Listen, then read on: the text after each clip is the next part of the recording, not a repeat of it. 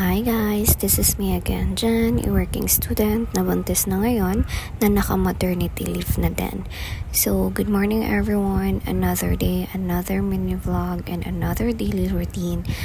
as a pregnant woman na may ka-live-in partner. So, bago lang ko kamataan na, and as usual, every morning routine is hinuktok gamay para makahuna-huna ako sa mga buhatunon. So pag man ako ginuktok diha, magdaka ang natag nilungag kay para na ay mabaon na bagong rice ang ato ang partner no sa trabaho. Kay dili na to siya pwede pa baunan og bahaw. So yung nga narabot ang anong sa mga bugas guys, wala namin nagpeta itong pang aesthetic eh.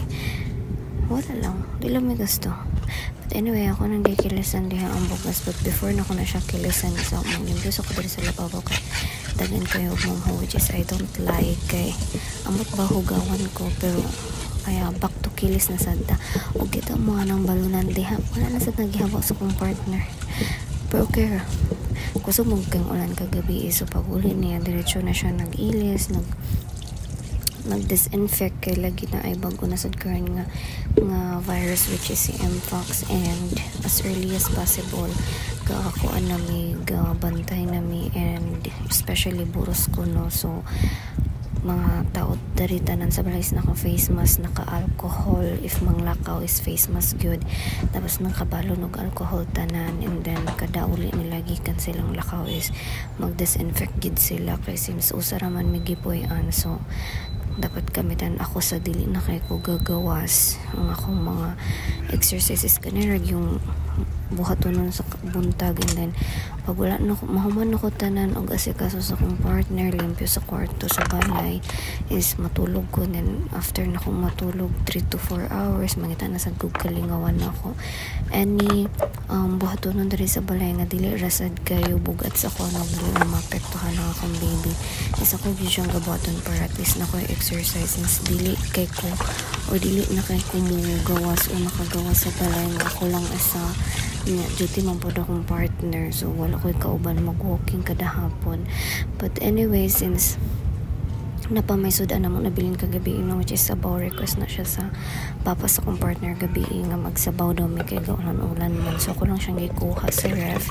and then ako siyang gitransfer diri sa kaserola kay initon ako para na misabaw sayo sa kabuntagon, and then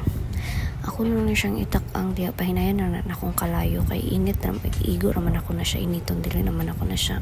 lutoon yun kay humok naman na iyang karne ana nya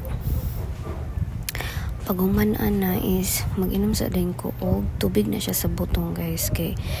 kanang ambot karon nga hapit na ko mga nakais mao ako ang gina-crave, and then yes bugnaw siya kay syempre gibutang sa ref, and I think madaot siya if dili siya ref, I don't know basta mo lang na akong pagtuo pero wala naginom ka na nagunauna nasag ko kung sa pailain sudan nga lutuon kay di mo to pwedeng sabaw di po to pwede nga mo ko ipabaon sa kong partner kay basi mapanos, so mo to while nag-inom ko na ko nga mag-scramble egg na lang ko with si best dahunan which is kana kong slice, and then kanang kamatis sa gulan na ko siya isa lang siguro ka kamatis kay para may bawalan ako nag bombay diha kay daghan naman ko glamas, so ako lang na siyang gipang slice no.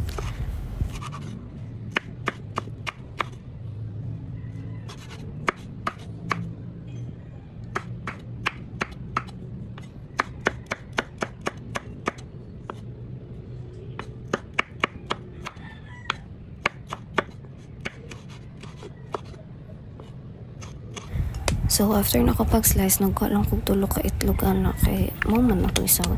ko sa tong scrambled egg unsa pagtawag og scrambled egg kung wala itlog like daw sige na, so kana nagabot nga lang din ako og asin tapos bot nga ako paminta dili na sa di kay ko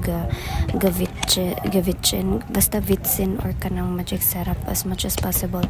paminta, and then small asin yung gud akong ginabot ang kada magluto ko kay para iwas UTI na sabta kay we all know nga ang mga buntis is prone sa UTI, no. That is why pod ga inom ko og tubig sa butong para protection na lang pod. So mo na siya, and then while naghulat ko anak nga maluto na siya, no, kahinay man ang kalayo, nisulod ko sa kwarto kay alas 8 naman na. So ako nagipukaw ang akong partner tara kay para makaligo na siya. So every 8 AM agad ako na siya pukahon kay igo naman lang na siya maligo, tapos magkaon kay dugay mo na siya magligo guys, kay magpoops pa na siya sa iyang kinaon kagabi Oo, tapos magpoops na siya mga 30 minutes na siya magpoops, tapos kung di mo na siya tawagan sa CRD na siya mulihok kay mag-cellphone man na siya. So from time to time ako na siyang ginatawag sa CR kung nakaligo na ba siya, kay ambot ba chicks kay na siya glihok yun. So as usual daily routine na muna siya pagpukawon ako magpabebe magpalambing ay na siya mo bangon. So medyo madugay pag may pukaw ana, diba ay pa siya ni bangon. So namilo na ko hinahinay diha. So while naligo siya ng hugas na pudin ko ano ako ang panggamit sa kong luto kay di ko ganahan na bulingat ang lababo ay ambot na lang murag kadalingin ako kay na masabit sa mata. So hugas gid na perme o natagak pag yun sa tungod pagdali-dali kay mo ko na naglat ko sa itlog na maluto kay ang bet na nilutoan sa itlog is medyo pagod. So mauna nga koan ako lang sa usahin pasag lang itlog dito hinirang po ng kalayo, so di ra kay siya maluto, mapagod. So charan luto na akong egg with sibestahunan ako. Next is kana siya gipait na muna siya sa gaysano, gitryan lang na mo siya proben pero maragi siya proben giprito lang na ko siya, and then nag-prepare na rin ko sa baon sa akong partner, and more na siya yung baon. Bye, thank you sa pagtanaw.